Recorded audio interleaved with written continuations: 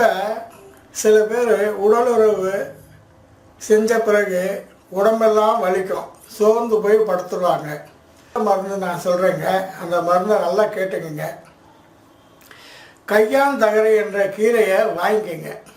வாங்கிட்டு அதை நல்லா தண்ணியில் கழுவி சுத்தமாக்கி வேர் தண்டு கொஞ்சம் நீக்கிட்டு அதை மிக்சியில் போட்டு அரைச்சி ஒரு துணியில் வச்சு அதை சாறை எடுத்துக்கங்க.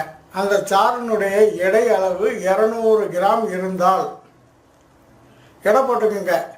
சாறினுடைய அளவு எவ்வளவு இருக்கோ அந்த அளவுக்கு பாதி 200 கிராம் சார் எடையாக இருந்தால் 100 கிராம் மிளகு இருக்கு இல்லையா, நம்ம வீட்டில் யூஸ் பண்ணுற மிளகு, அந்த மிளகை அந்த கையாந்தகரை சாறில் போட்டு நல்லா சுண்ட காய்ச்சிருங்க.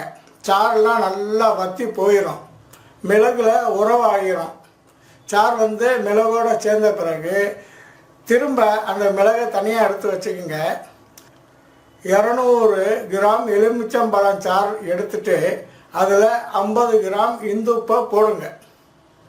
50 கிராம் இந்துப்பு போட்டு எலுமிச்சம்பழச்சாறில் நல்லா கலந்துருங்க. இந்துப்பு கட்டியாக இருந்தால் தூள் பண்ணி போட்டுருங்க, மாவு போல். எலுமிச்சம்பழச்சாறில் போட்டு கலந்துருங்க. நல்லா எலுமிச்சம்பழச்சாறும் இந்துப்பும் கலந்துரும். நம்ம சுண்டை காய்ச்சி வச்சோம் இல்லையா, கையாந்தகரை சாறில் உள்ள மிளகு, அந்த மிளகை எடுத்து இந்த எலுமிச்சம்பழம் சாறில் திரும்ப போடுங்க. போட்டு 2வது முறையாக எலுமிச்சம்பழம் சார் இந்துப்பு கலந்தது சுண்டும் வரைக்கும் நன்றாக வேக வைத்து சார் நன்றாக சுண்டி போயிடுச்சு, மிளகோட உறவாயிடுச்சு அப்படின்னாக்கா அதை எடுத்து தனியாக நிழலில் உலர்த்தி வச்சுக்கோங்க. இப்போ இந்த உலர்த்தி வச்சுக்கிட்ட மிளகு நல்லா காஞ்சி போயிடும். உங்களுக்கு உடலுறவு செய்வதற்கு முன்னாடியோ அல்லது தினமும் காலை மாலை காலையில் ஒரு 10 மிளகு எடுத்து சாப்பிட்டுக்குங்க கடித்து, இரவு ஒரு 10 மிளகு எடுத்து சாப்பிட்டுக்குங்க கடித்து.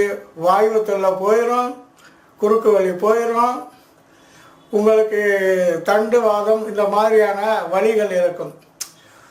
நெடுநேரம் உடல் உறவு செய்யும்போது உடம்பில் வலி ஏற்படுகிறது. இந்த வலியெல்லாம் நீக்கும் இந்த மருந்து மிக அற்புதமான மருந்து. இதை நீங்களே செஞ்சு நீங்களே சாப்பிட்டு